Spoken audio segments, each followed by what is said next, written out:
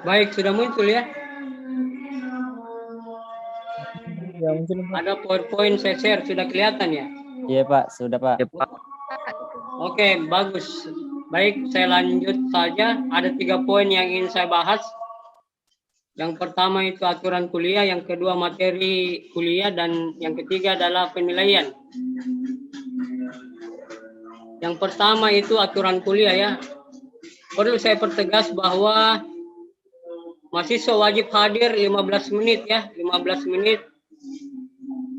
15 menit pertama itu sejak Zoom dimulai.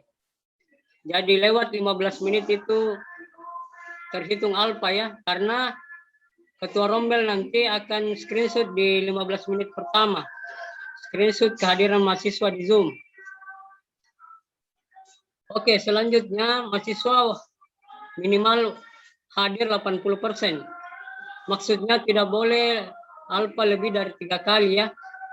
Karena secara otomatis lebih dari 3 kali alfa itu berarti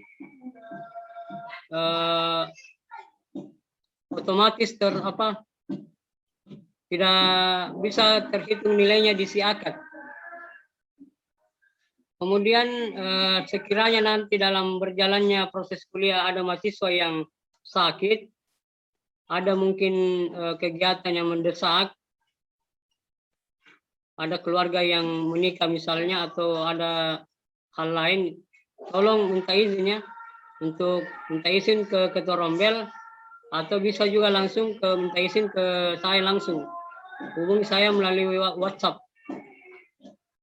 Aturan berikutnya, nah ini yang paling penting, ini aturannya tolong diperhatikan ya. Bersikap sopan santun dan beretika dalam proses perkuliahan. Karena kuliah kita ini sistem online, mudah-mudahan tidak selamanya online, maka wajib bagi mahasiswa untuk memunculkan wajahnya ketika proses kuliah. Duduk manis seperti teman kita ini, M. Junaidi ini, saya lihat sangat serius, saya lihat ini. Ya, ambil contoh lah misalnya M. Junaidi. Ya sikap kuliah online ya seperti Junaidi, berpakaian yang sopan sesuai kode etik mahasiswa. Duduk tenang di hadapan kamera, jangan seperti mahasiswa di semester lalu ada yang sarapati kuliah sambil tidur ya. Dia tidak sadar ketiduran. Ada juga mahasiswa yang kuliah sambil ngobrol-ngobrol santai dengan merokok sama temannya. Ada juga mahasiswa yang naik motor sambil kuliah. Saya pikir tidak seperti itu aturannya ya. Jadi intinya proses kuliah online sama saja dengan offline.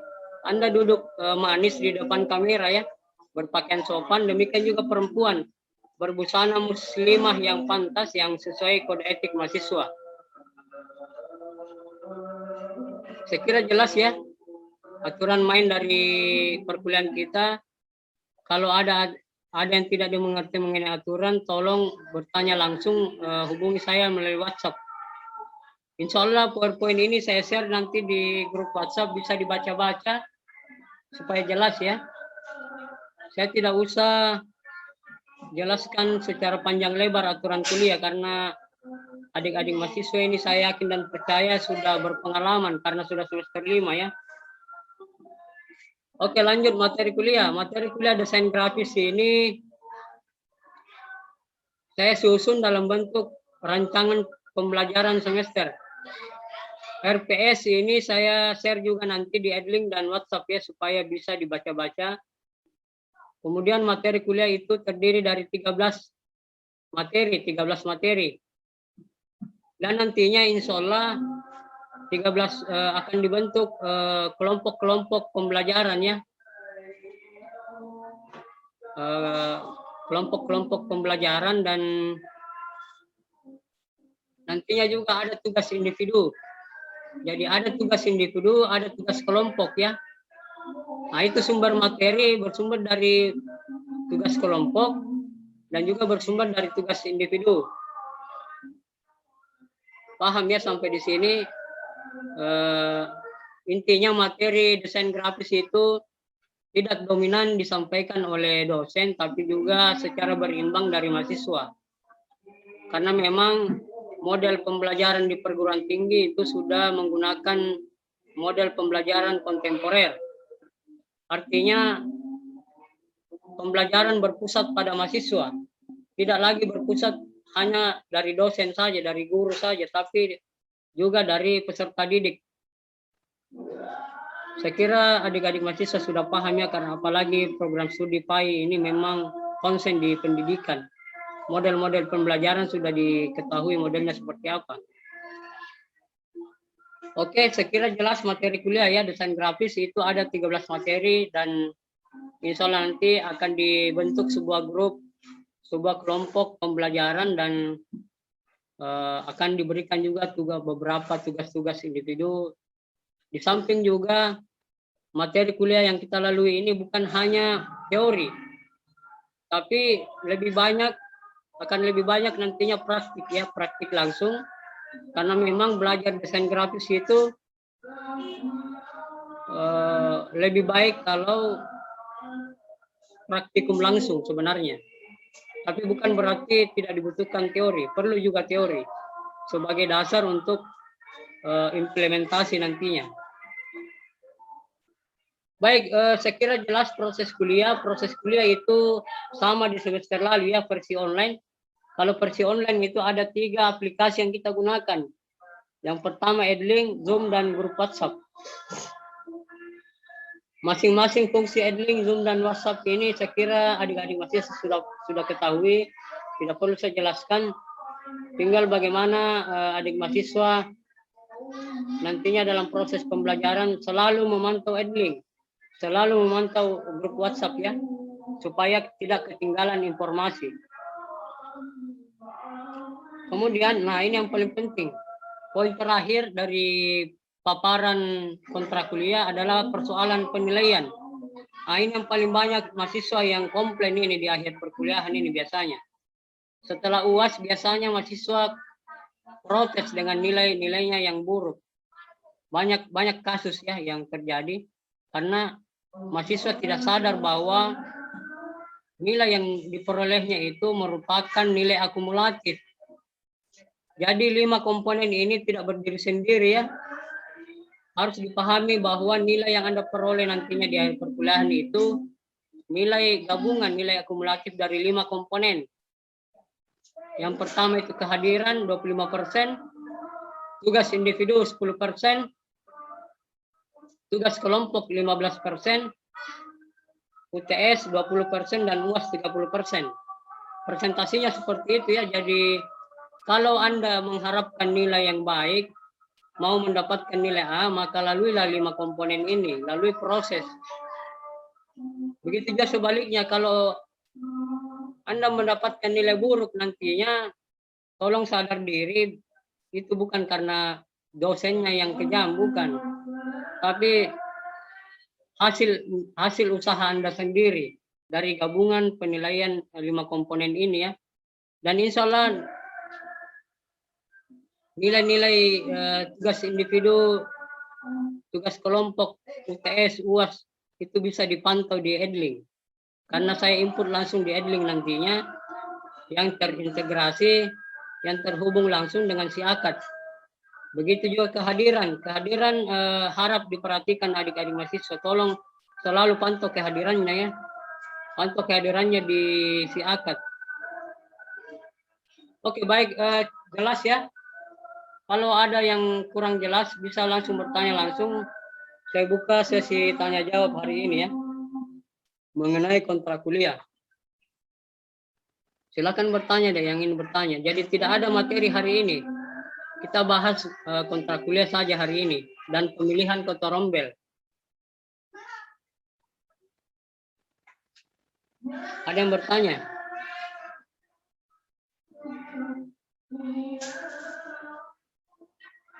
Saudara Rijal, Saudara Rusdi mohon diaktifkan kameranya deh ya, karena proses kuliah kita setiap pertemuan itu direkam dan akan menjadi bukti di fakultas ya, karena pihak fakultas juga memantau proses kuliah online. Jadi proses kuliah setiap pertemuan itu direkam, jadi harap ditampilkan wajahnya yang ganteng-ganteng, yang cantik-cantik ini. Silakan bertanya deh kalau ada yang ingin dipertanyakan.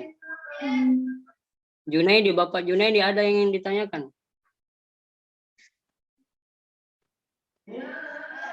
Sudah jelas, Pak. Sudah jelas ya. Kalau ada yang kurang jelas nanti saya terbuka 24 jam ya untuk menjawab pertanyaan mahasiswa baik itu di grup WhatsApp atau bisa menghubungi saya secara japri. Menghubungi langsung melalui WhatsApp ya. Sekarang karena tidak ada yang bertanya atau nanti ada yang bertanya bisa dipotong pembicaraan saya. Kita lanjut saja dulu pemilihan ketua rombel. Bagaimana sistem pemilihan ketua rombel di sini? Apakah saya tunjuk langsung atau mahasiswa yang menentukan? Rika. Ya. Tidak. Apa? Rijal mau jadi ketua rombel ya? Tidak, Pak, tidak. Ya. Tidak. Siapa yang ingin jadi ketua rombel? Atau saya tunjuk langsung saja ya, bagusnya ya? Iya, Pak, tunjuk langsung, Pak. Oke, baik. Yang saya tunjuk itu adalah yang membuat grup WhatsApp. Siapa yang membuat grup WhatsApp? Itulah yang jadi ketua rombel. Jursan Pak. Siapa? Jursan ya, oke Jursan. Bagaimana semua? Sudah setuju ya Jursan jadi? Setuju Pak. Oke, Ya, Setuju. Saudari Jursan ini perempuan ya, Jursan Majid ya. Mana orangnya? Oke, ada. Saya lihat Jursan. Dari mana deh Jursan? Kampungnya?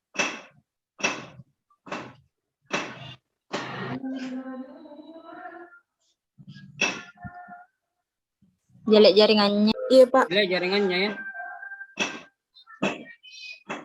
Harus menyahut dulu Jursan ini. Jangan sampai dia ditunjuk malah tidak setuju lagi. Bagaimana Jursan? Majid setuju ya? Siap ya?